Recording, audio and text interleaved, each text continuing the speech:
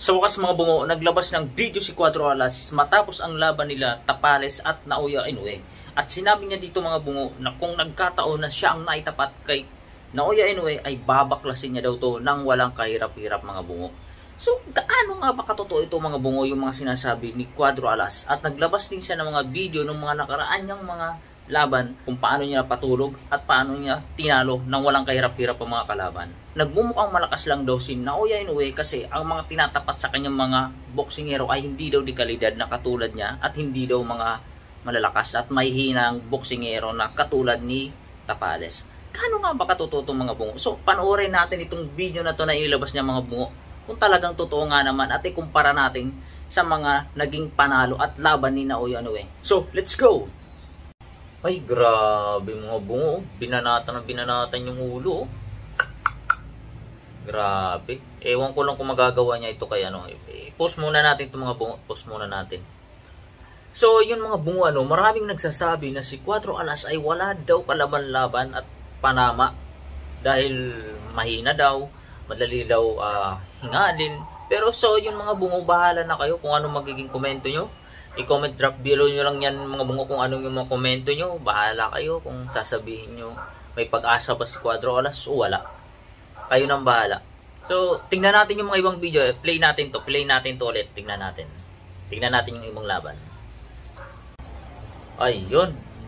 Wala na. Patapos na to, oh. Tapos na to. Wala. Ayun, oh, wala. Ano na eh. Maalog-alog na yung yung pao, tignan nyo. Wala na to mga bungo, di na yan makakatayo. Di na yan. Nakaano pa pero wala na. Patapos na yan. Wala na, tapos na yan, oh. Wala. Kawawa siya dyan. Sabi no, mga bungo no. Nakita nyo naman na gumaganon-ganon pa yung kamay niya, oh. Parang tinataas niya yung dalawa niyang kamay. Ibig sabihin, parang inaasar niya yung kalaban niya.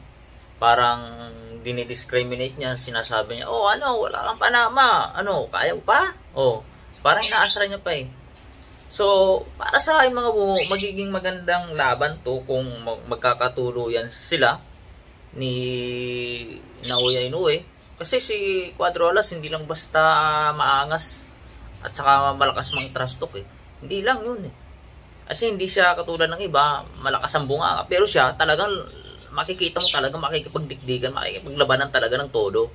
So magiging excitement talaga itong magiging laban na to kung matutuloy. At nagsabi din naman si Naoya Inoue na handa daw din naman siyang lumaban.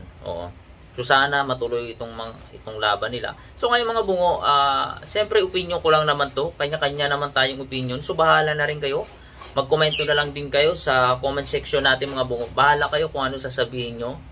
Kung may pag-asa ba si Cuatro Alas kay Naoya Inoue na manalo o wala.